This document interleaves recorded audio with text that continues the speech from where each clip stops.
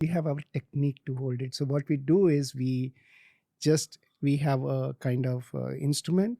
We call it an artery forceps. We keep it ready. The moment it opens, we clamp it. It's like a plug, like No, it is like a clip, like a Ah, hair clip, okay. suppose, something like that. So you Got it, just got it. clip it. You're talking about the hole that was left in place of the penis. No, the individual arteries that are bleeding. Oh my God. So you have to go in and Just hold them with each of them, then repair them. But there's been a protocol in the world of penis surgery where these kind of situations have happened earlier where someone's penis gets cut off. Very rare. And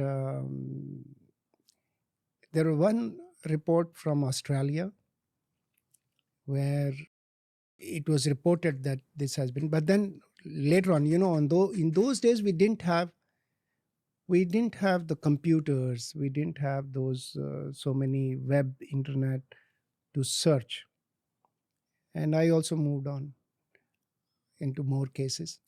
Okay, let's talk about this specifically. I'm just trying to understand your world a little bit more.